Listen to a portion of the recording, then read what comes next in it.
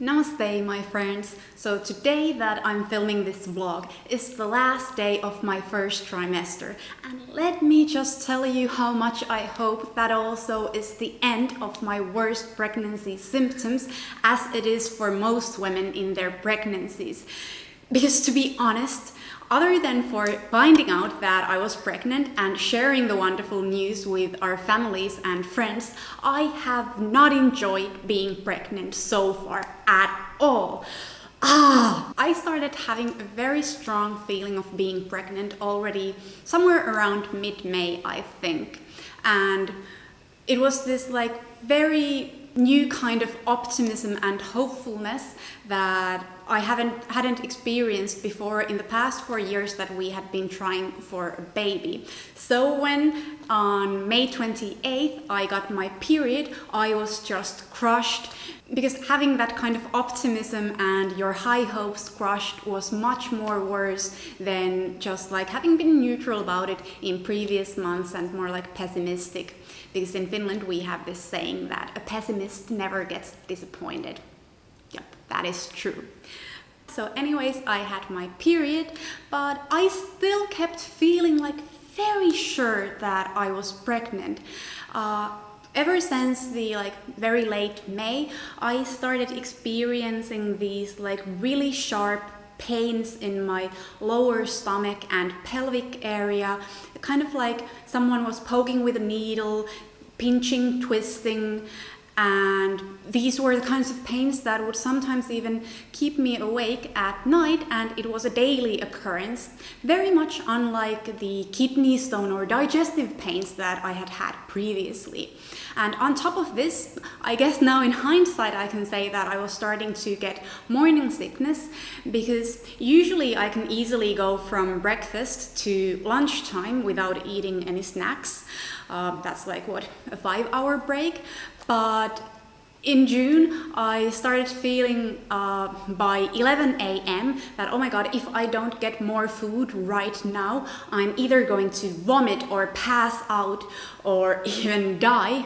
And that was just a very new kind of sensation to me. I also started feeling a little bit tired in the early June, not oh my god, I have to sleep, I can't do anything, but just a little bit of a loss of energy, and I wasn't feeling up to doing my normal high intensity home workouts anymore that I usually did daily. And instead of those, I started opting for yoga and stretching and just walking, because that kind of peaceful exercise felt a lot better to me at that point. I also didn't change my diet in any way at that point and was eating the same amount of food that I usually was, but already in late May, my lower belly suddenly started growing and there was a little bump. And I know that of course at that point a baby is not very big or anything like that, but it wasn't the same kind of bloating that I usually have with my digestive issues. And because I wasn't eating more and I was still exercising, it was weird to me that I suddenly had a belly. And I also had a few other symptoms that aren't very normal to me. So I started having a lot of sleeping issues. I had these very weird, vivid dreams. And also my sensation of smell was completely off the charts. Suddenly, I smelled everything, and most of the things were not smelling very nice, including me. So because of this, in June I also did 2 pregnancy tests at home, which both turned out to be negative, but I was also doing ovulation tests 10 days in a row, because obviously we were trying to conceive, but the ovulation tests were negative too. So apparently I wasn't pregnant, but I wasn't ovulating, so I was very confused what was wrong with me. So on June 22nd we went to the hospital, where the doctor also thought that, oh my god, you're not pregnant or anything like that, and only ordered an abdominal x-ray for me, because he thought that it was kidney stones, even though I told him that the pain that I was having was nothing like kidney stone pain. So the x-ray came back showing no kinds of issues, and the doctor told me to come back around a week later if I wasn't getting my period at that point. So on June 29th, we went back to the hospital because I wasn't getting my period. And finally, then they took a pregnancy test in the hospital, and I can just remember sitting there in the waiting hall next to the lab, just like really nervous, because I still had this like certainty, but I was just like trying to prepare myself to be disappointed, and I was just a nervous wreck. And Vinod was pacing there next to the lab door, and for those like few minutes he was there asking the technician, is it ready? And then like 5 minutes later he was like, so is it ready now? And I didn't really hear what the technician said, but I heard Vinod say that, oh, so it's negative. But then the technician said like, oh, it's positive. And Vinod is just like, oh, it's positive? And then I'm just suddenly, oh, positive?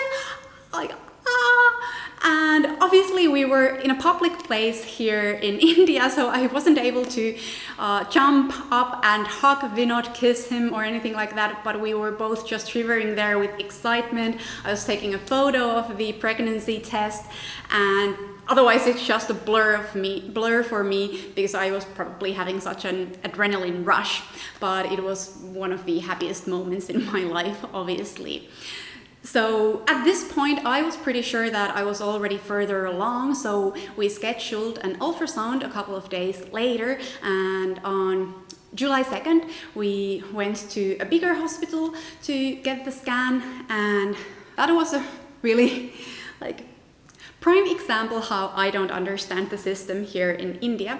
So I went to the ultrasound room, and then the doctor came in, started doing the ultrasound, and because I thought that the ultrasound technician was my doctor, and we also had this kind of like language barrier, so I only understood when he was saying like, there's nothing in the ultrasound, and he wasn't explaining things to me. But since I believe that, okay, so yeah, this is my doctor, who's somehow ignoring me and not having a very good bedside manner, I just left the room very confused and really anxious and panicky. And then suddenly in the aisle there, I just burst out in tears because I was like, oh my god, I'm not pregnant. And I was just going into a panic mode, but Vinod, in his very calm and rational manner, started trying to like fix the issue, and found out that, oh no, that was just the technician and we were supposed to go meet the doctor now. And finally the doctor explained to me that, oh, it's just that I'm not as far along as I had thought. It's still at the very early stage of pregnancy, so it's not visible in the scan, but most certainly I am pregnant. And then he gave me some instruction to follow until the next scan a few weeks later, so that we could make sure that it proceeds in a proper way. So I got these progesterone tablets, and of course strong folic acid, and he also forbade exercise and basically anything other than walking from me. And then we and then we came back home to wait for the confirmation for a few weeks. And at this point I was just like, it was probably still the happiest days during my pregnancy so far, because I wasn't having lots of symptoms. I was very happy, eating as much as I could. I wasn't having any aversions or cravings, and I was just like, yep, we're pregnant, and we were sharing the news with our families. And I was like, what is everyone talking about pregnancy symptoms? For me, this seems to be like so easy and fine. Little did I know that just a couple of days later, when I was just about to reach 6 weeks of pregnancy, the symptoms really kicked in. So first, I started experiencing really bad morning sickness, and rest assured, it's not morning sickness. It is 24/7 nausea, and for me personally, it is the worst just before noon and in the evenings, and even many nights I wake up because I'm just feeling nauseous, thirsty, or hungry, or so on.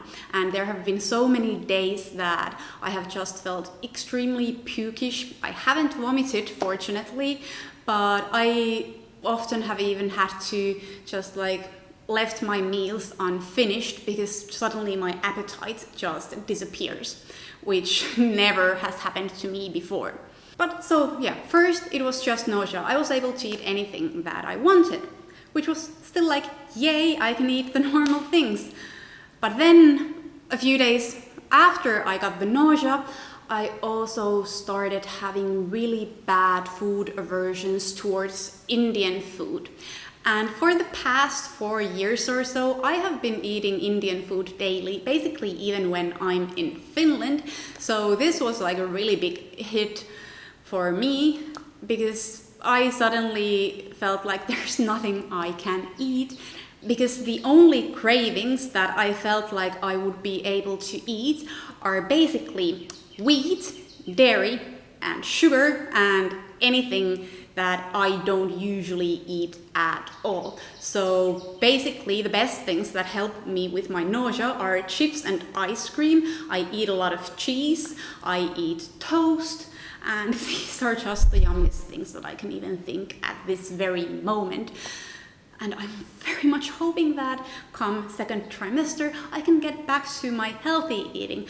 I can still maybe eat these a little bit in the future too, but I think my baby should get some veggies too. And probably experiencing this kind of severe nausea and food aversions and cravings also after a week or so started making me feel really fatigued, because I keep waking up in the middle of the night due to these things. And all that combined, I just started being in a really crappy mood in mid-July and just asked my husband. That was not a very happy few weeks that we had, because him just even looking at me in a funny way would just like completely make me lose my nerves. And yeah, I was picking a fight pretty much all the time. But luckily the bad mood has subsided, because maybe I have got used to the nausea and feeling this tired. So yeah, at least that's a good change so far.